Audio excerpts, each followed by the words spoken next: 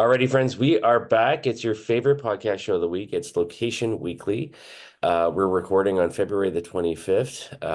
And if you're watching the video, you will see that the lovely Aubriana is back. How are you?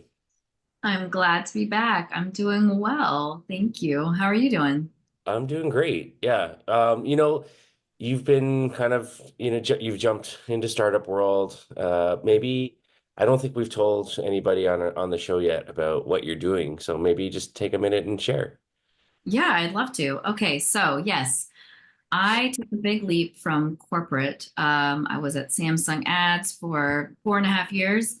Had a great run there, super grateful for my time.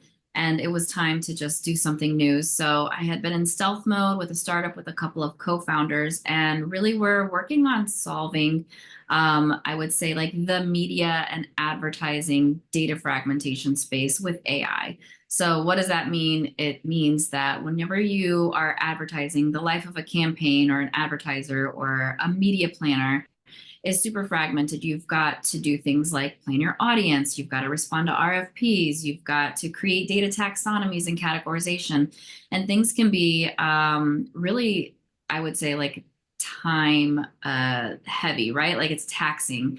I saw this at my last role. I've seen this in several roles. But agentic AI is really the future and opening up some really amazing opportunities. And so we're here to help companies scale and grow and do things, much faster. So thinking, maybe it took you 2 to 6 weeks to do something custom before with your analytics and insights team, and we're solving those problems in, 2 to 6 minutes. So really exciting stuff. I am just like jumping all in right now and learning a lot. And we are currently raising our seed round. So we've done a pre-seed already. We've got a couple of clients and just starting to grow. The company is called Agnitio AI.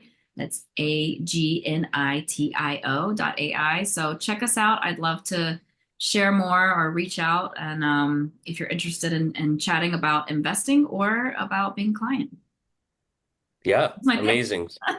So happy for you and yeah, it's great. It's great. So check it out, everybody. Okay, we have four stories for you as usual. So and Aubriana gets to kick it off as that's her role. Oh, well, thanks. All right, so we're going to kick it off with a big one. Amazon. This is a quick review of what they're beta testing as of late, and why is this a big deal? Maybe for shoppers and brands, and how is this fitting into the AI and e-commerce landscape? I have a feeling like almost every story we're talking about now has an AI component to it. That's just the times that we're in.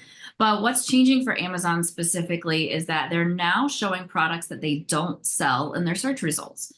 So users can actually tap on a see more for additional listings from a brand. And if Amazon does not sell that item, it redirects customers to the brand's website. Again, this is currently in beta for US users on iOS and Android. And kind of like, let's think about it from a couple of perspectives. One, what does this mean for shoppers? One, shoppers, it's going to make it easier for us to find specific products through Amazon's familiar interface, the way that we like to search. It's going to expand those choices beyond what's available on Amazon. And then, it might have some buy with Prime, like keeping the shipping benefits fast. So there's some opportunity to still get some of those benefits that you get by shopping through Amazon in this directive. What does it matter for brands? From a brand's perspective, you're like, okay, I've got increased visibility for my items. It's giving brands this direct control over payments, their customer experience, their branding. And then it could also reduce reliance on Amazon marketplace fees. So, recent AI powered chatbot design in Amazon has boosted customer satisfaction by 5%, it's reported. And last year, Amazon introduced visual search features for more accurate product discovery. They're really competing with like the Googles, the Walmarts, the Wayfairs, who are also investing in these AI-driven personalization. And I think from a strategy perspective, Amazon's always like trying to see how can we keep customers engaged. How can Amazon be the starting point for online shopping? How can we balance like the third party sellers, direct brand relationships, and their own marketplace? So I think this is a win-win for Amazon and brands. Like if you don't think Amazon is winning here, I am sure that there is some type of like referral fee that is worked into this type of a setup, right? If you want to be able to be discovered off platform, then there's some type of a rev share that's happening, is my guess. I think this could obviously, I really don't think this is going to negatively impact Amazon's ad revenue. There's just no way. There's like too many people searching. And I think it's like a good aggregator of search for sure, for specific items. So I think this is like a smart move. It's another revenue stream for Amazon. I definitely don't think it's going to take away from anything that they're generating dollars on today. So I like it. What do you think? Yeah, I like it too. I mean, not a lot more to add to it. I think from an Amazon perspective, I like that it's yet another way, even if they're not, directly selling the products or it's coming, directly from brands that, they sort of whole shipping, buy with Prime, service side of the business, they can still benefit from and make a ton of money, on top of any potential referral fee. So I really like that. And I think from a consumer perspective, it's great because you're getting to, hopefully get, sort of the brands that you want as opposed to, some knockoff or something else that might be normally available on Amazon. I think it also, like, by dealing directly with brands, you potentially have better pricing in some cases. Maybe there's, if those brands have sort of normal loyalty programs or things like that, maybe there's a way to still participate in those, even though you're buying or discovering through the Amazon, search platform. So I think there's a lot of benefits for everybody here. And I think it's a good move, by Amazon to do that. So cool. All right, on to our second story now. So there's a company called Designium Inc., and they have built an augmented reality platform called Area Scale AR. And so what they do with this is they work with public spaces, tourist attractions, things like that. And so the one that they debuted this at is called the Tokyo Dome City. So it's an augmented reality experience where you as a consumer, as a tourist, can use AR to discover things in that environment, learn more about the venue, the space that you're in. So I think it's interesting in the sense that especially when you're talking about large venues, like a Disney theme park or a big sort of museum or gallery or what have you. It can be overwhelming at times to kind of, what am I going to go to first? How am I going to take it all in? And so building sort of augmented reality visitor guides, helping navigate, find the right things, find the restaurants, and the amenities with ease, I think is good use of AR in this case. And then having the sort of the real-time overlays, that AR brings, you can do things like step-by-step directions from a wayfinding or navigation perspective.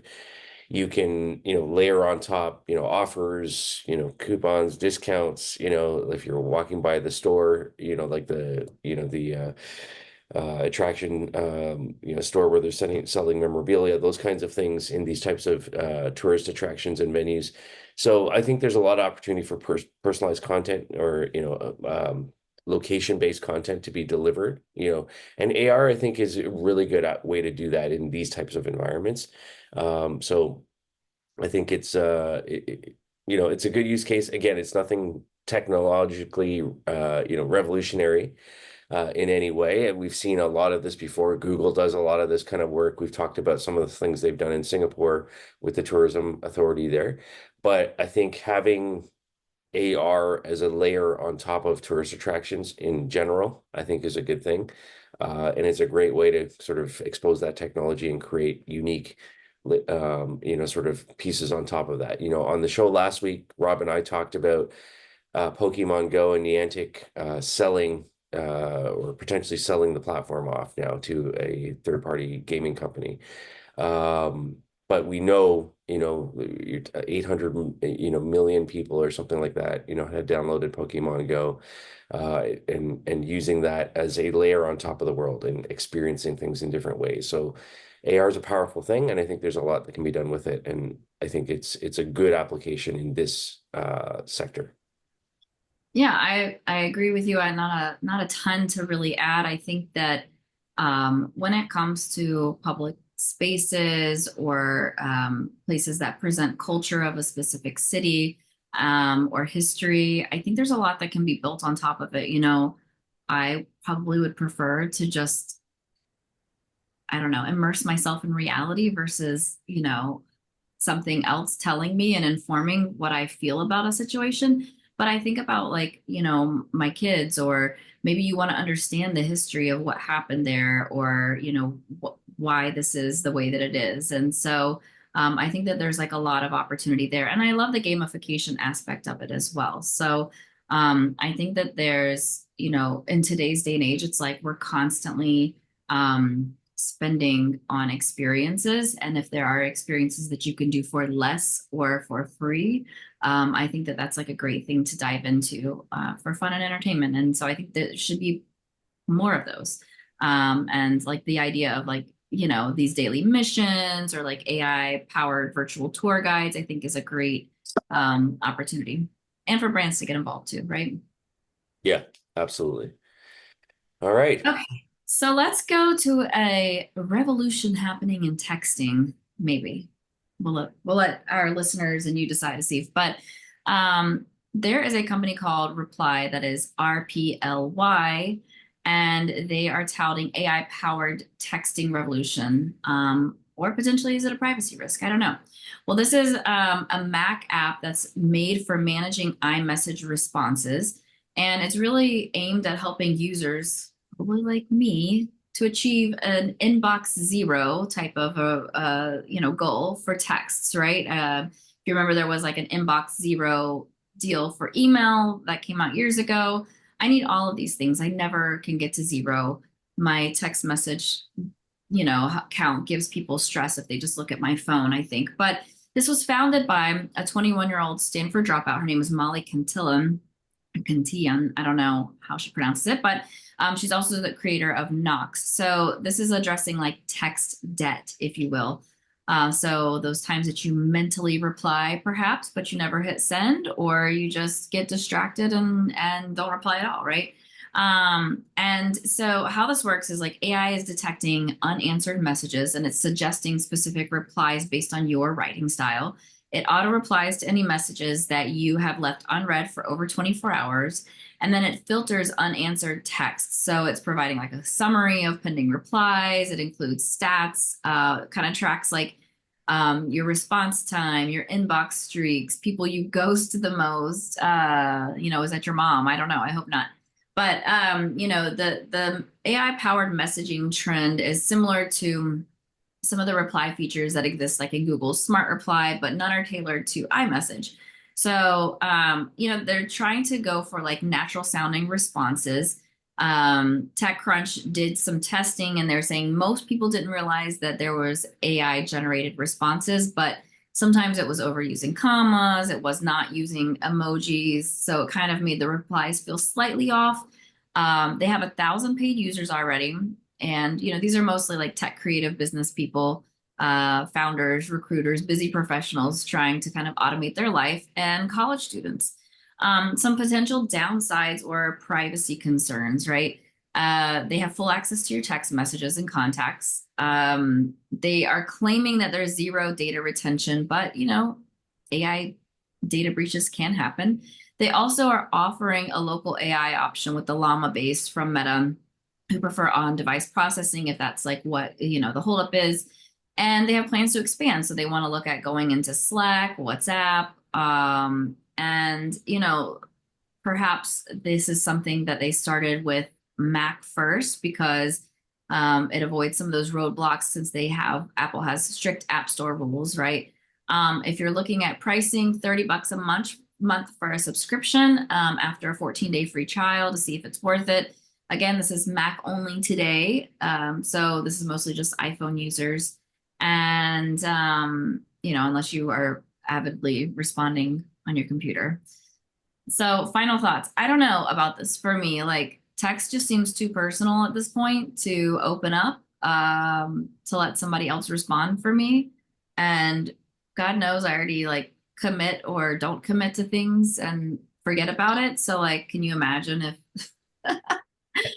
if somebody else is like committing for you, much less AI? I don't know. What do you think? Would you allow this to manage your text, or does it feel too impersonal? Well, I mean, first of all, I'm just not as popular as you, so I'm not getting that many text messages that I can't answer them. So it's not something that for me, I see a big use case for because I'm pretty good at keeping it at zero, so that's not bad. But I'm just not as popular as you, so we'll start with that. But I do Okay. see, I think there's, applications here in a business context. So Mhm. potentially, if I think about this, like, if you're using this as a company, for interactions with, between employees, with clients, with different things, from that point of view, I think there could be an interesting things like where it's like, customer support texts or emails, management, through this kind of thing, scheduling follow-ups for clients, client meetings, those kinds of things I think could be, a great use case of this. And, to extend that even further, potentially integration, you mentioned, they're going to look at WhatsApp and other things, but like, what if you were to integrate this kind of capability into like something like Salesforce or, other CRM platforms? So I see potential in that type of an environment where, you have large, companies and teams and of employees, all working and integrating through, platform that they're using internally. Um, and how that might interface with clients and scheduling client follow-ups and things like that, or customer service requests. So those are my thoughts on Also, well, first of all, let's just address the popularity thing. I am not that popular at all. it. I'm in a different phase of life right now where it's like this basketball team and this play date and this tennis event and this and that, Yes. So like very, very different, as well as all the work stuff. So that definitely adds up. But I think that for people who maybe are fractional workers, perhaps, or who are, low key working a couple of jobs at the same time, if you could have like somebody replying to your Slacks for you and kind of automating that, that opens it up for you to make more money and like focus on other things, right? Potentially. Just saying. Yeah, for sure. For sure. I'm intrigued by it. I'll say that. Yeah. I think there's a lot of potential. But there's also risk in it. So, but for Totally. me, I would explore the business use case of it for I like brands it. and companies. So, all right, final story now. We're going to talk about a company I wasn't aware of called Resolve AI. So it's REZ or Z, depending on which side of the border you're on, OLVE. And this is a AI powered geo or location based SDK platform. So it's focused on brands and helping make their apps more personalized or location based, triggering offers or connectivity on delivery or those kinds of things. So it's very similar, from what I understand, to something like a Radar or a platform like that. But what's really intriguing is I hadn't heard of these guys, and just since the beginning of this year, they've announced all sorts of brand integrations. So they're working with Dunkin', BJ's Wholesale Club, Kohl's, supermarkets, Discount Tire, Phil's Coffee. They're doing work with the Phoenix Suns. So people are jumping on board to their platform. They say they have 16.2 million mobile devices monthly on the platform, detecting 1.1 million locations and more than 26.5 million times a month it's being used so far. So a lot of usage across these different brands. Um, it's a space that you know I, I'm kind of two sides on it. Huge value to the brands, in terms of having location aware capabilities within their mobile apps, within their offerings, no question about that. But in general, like I think what we've seen with companies like Radar and others is a lot of pushback on the consumer side in terms of their willingness to share location to these brands.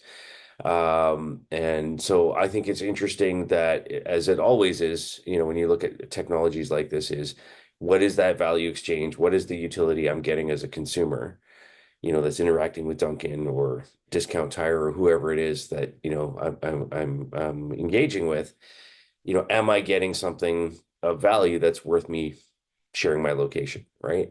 And so, when you look at things like, the Starbucks app and being able to, order your coffee on your way, to work, or those kinds of things, and sharing your location in real time as you come to pick it up, that makes sense to me. I see value in that as a consumer.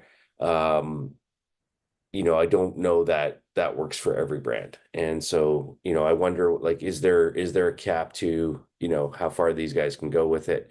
But I like it, and the fact that they're using AI, as you said, every story's got some AI component to it now. In this, makes it more efficient, makes it more, adding that layer of just intelligence, and power to the analytics side of what can come from this. So, yeah, those are my quick thoughts on it. Do you know these guys? Have you heard about them before? I have not, but again, this goes back to like what is what is like smoke and mirrors and like marketing jargon versus what is real. And I feel like what they're doing has been being done before AI was like a topic of conversation. So you think about how you can order ahead with Chick-fil-A, right? And it says, do you want to share your location? And you share it while you're using the app. And so Chick-fil-A knows when you're getting close to the location, so they prepare your meal and it's not sitting there for a long time, or or they're not ready when you get there.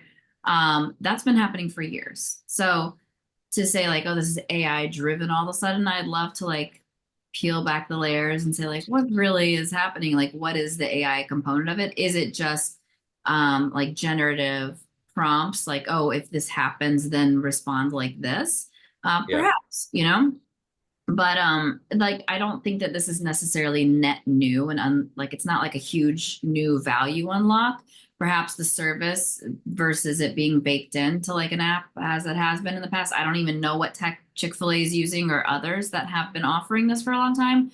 But I think that look, I think there is a value add. I think you make a very strong point on like what's the cap? Like how many consumers will share their location? How many applications are there for them to keep that like value add going?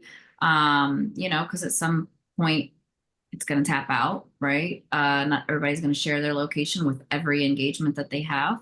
And so I think there's a lot of considerations, but yeah, I mean, like I said, it's a hot topic. And if you're doing something in AI, maybe that's more making it more attractive to these brands. And it looks like they're getting some traction. It's a hot topic, right? And I will say, from a brand perspective, everybody should be doing this, or offering something in this space, right? And I know when we had, one of our recent Retail Loco conferences, uh, Radar was there sponsoring and talking about, and sharing a similar kind of level of traction from a brand perspective. So I think it's definitely everybody's doing this, especially in the restaurant space, quick serve restaurant space, whether it's Chick-fil-A or McDonald's or Dunkin' or who have you. So I totally get it there, and I think it makes a ton of sense. I'm less, I want to learn more about, what's the use case here in something like sports or Discount Tire. I don't know. But I definitely want to learn more about it. So Yeah. if you're listening, Resolve, reach out to us. Tell us more. What's going on?